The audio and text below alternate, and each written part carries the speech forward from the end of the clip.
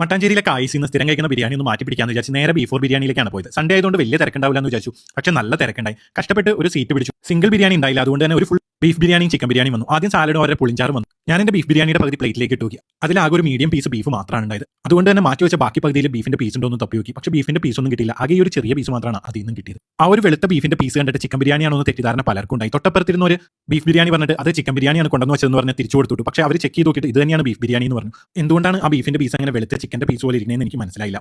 വൈഫിന്റെ ചിക്കൻ ബിരിയാണി എടുത്ത് പ്ലേറ്റിലേക്ക് ഇട്ടു. ആ ഒരു ചിക്കന്റെ സോഫ്റ്റ്നെസ്സും റൈസിന്റെ ടേസ്റ്റും അവർക്ക് നന്നായിട്ട് ഇഷ്ടപ്പെട്ടു. ഞാനപ്പോൾ എൻ്റെ ബീഫ് ബിരിയാണി ടേസ്റ്റ് ചെയ്ത് നോക്കാമെന്ന് വിചാരിച്ചു. നല്ല സോഫ്റ്റ് ആയിട്ടുള്ള ബീഫിന്റെ പീസും നല്ല റൈസും ആയിരുന്നു. പൊതുവേ കൊച്ചി സ്റ്റൈൽ ബിരിയാണി എനിക്ക് നല്ല ഇഷ്ടമാണ്. നല്ല ലോങ് റൈസിൽ ഒരുപാട് മസാലയൊന്നും ഇല്ലാതെ നല്ല ചിക്കൻ്റെ ആണെങ്കിലും ബീഫിൻ്റെയും പീസാണ് അവർ യൂസ് ചെയ്യാറുള്ളത്. നല്ല സോഫ്റ്റ് പീസും ആയിരിക്കും. ആ ഒരു ബീഫ് ബിരിയാണി എനിക്ക് നന്നായിട്ട് ഇഷ്ടപ്പെട്ടു. അപ്പോൾ വൈഫിൻ്റെ ബാക്കി പകുതി ചിക്കൻ ബിരിയാണി ഞാൻ ടേസ്റ്റ് ചെയ്ത് നോക്കി. നല്ല സോഫ്റ്റ് ആയിട്ടുള്ള ചിക്കൻ്റെ പീസാണ്. ആ റൈസും ചിക്കൻ്റെ പീസും കൂടി കഴിക്കാൻ നല്ല ടേസ്റ്റ് ഉണ്ടായിരുന്നു. പക്ഷേ എനിക്ക് കൂടുതൽ ഇഷ്ടപ്പെട്ടത് ആ ഒരു ബീഫ് ബിരിയാണിയാണ്. ബീഫ് ബിരിയാണിയുടെ ഫ്ലേവറാണ് എനിക്ക് കുറച്ചും കൂടി അടിപൊളിയായിട്ട് തോന്നിയത്. രണ്ട് ബിരിയാണിക്ക് 140 രൂപയാണ് അവർ ചാർജ് ചെയ്യുന്നത്.